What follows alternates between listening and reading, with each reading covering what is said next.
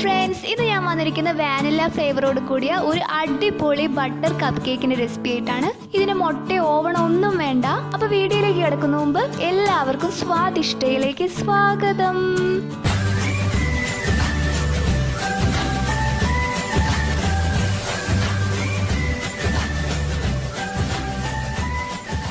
ഇതിനായി ഞാനിവിടെ ഒരു കപ്പ് പാല് ചൂടാക്കാൻ വെച്ചിട്ടുണ്ട്. പാലൊന്ന് ചൂടായപ്പോൾ ഇതിലേക്ക് 1/4 glass plus 2 table spoon salted butter ചേർക്കുക.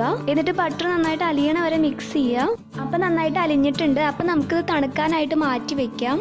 അടുത്തതായി ഇതിലേക്ക് 2 ടേബിൾ സ്പൂൺ വിനെഗർ, എന്നിട്ടൊന്ന് ഇളക്കി കൊടുത്തതിന് ശേഷം ഒരു 10 മിനിറ്റ് ഇതൊന്ന് മാറ്റി വെക്കുക. അപ്പൊ ഈ മിക്സ് ഒന്ന് പുളിച്ച് കിട്ടിയിട്ടുണ്ട്. ഇതിലേക്ക് 1.5 ടേബിൾ സ്പൂൺ വാനില എസൻസ് കൂടി ചേർത്തിട്ട് നന്നായിട്ട് മിക്സ് ചെയ്യുക. പിന്നീട് ഇതിന്റെ മുകളിൽ ഒരു അരിപ്പ വെച്ചതിന് ശേഷം 2 കപ്പ് മൈദ ഇതിലേക്ക് ചേർത്തൊന്ന് അരിച്ചെടുക്കുക. അടുത്തതായി 1 കപ്പ് പൊടിച്ച പഞ്ചസാരയും അരിച്ചു ചേർക്കുക.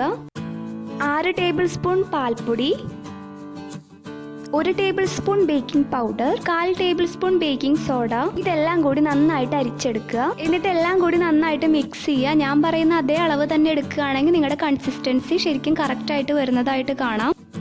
അടുത്തതായി ഞാൻ ഇതുപോലത്തെ ഒരു പേപ്പർ ഗ്ലാസ് എടുത്തിട്ട് ഇതുപോലെ കട്ട് ചെയ്തെടുത്തിട്ടുണ്ട്.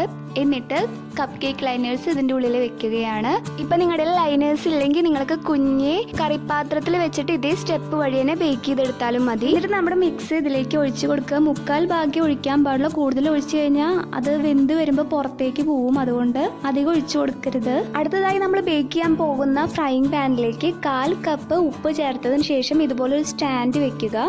എന്നിട്ടൊരു 10 മിനിറ്റ് ഇതൊന്ന് പ്രീഹീറ്റ് ചെയ്യുക. ഇതൊരു ഇമ്പോർട്ടൻറ്റ് സ്റ്റെപ്പാണ്. അടുത്തതായി നമ്മുടെ കപ്പ് കേക്ക് എല്ലാം ഇതിലേക്ക് വെച്ചതിന് ശേഷം ഒരു 12 to 15 മിനിറ്റ് ഇതൊന്ന് ബേക്ക് ചെയ്തെടുക്കുക. അപ്പം നമ്മുടെ കപ്പ് കേക്ക് ഒക്കെ നന്നായിട്ട് പൊന്തി വന്നിട്ടുണ്ട്. നല്ല സോഫ്റ്റ് ആണ്. ഞാനൊരു സ്റ്റിക്ക് വെച്ച് ഇതൊന്ന് കുത്തി നിങ്ങൾക്ക് കാണിച്ചു തരാം. കണ്ടോ, സ്റ്റിക്ക് പ്ലെയിൻ ആണ്, നന്നായി വെന്തിട്ടുണ്ട്. അപ്പം നമുക്കിത് തണുക്കാനായിട്ട് മാറ്റി വെക്കാം. അപ്പം നമ്മുടെ ബട്ടർ കപ്പ് കേക്ക് റെഡി ആയിട്ടുണ്ട്. വാനിലയുടെ ഒരു ഫ്ലേവറും ഉണ്ട് ഇതിന് എന്നതാണ് ഇതിൻ്റെ ഒരു സ്പെഷ്യാലിറ്റി. ഞാനിതൊന്ന് പൊളിച്ച് നിങ്ങൾക്ക് കാണിച്ചു തരാം. ഉള്ളിലൊക്കെ എത്ര വെന്തിട്ടുണ്ടെന്ന് നിങ്ങൾക്കും കാണാലോ.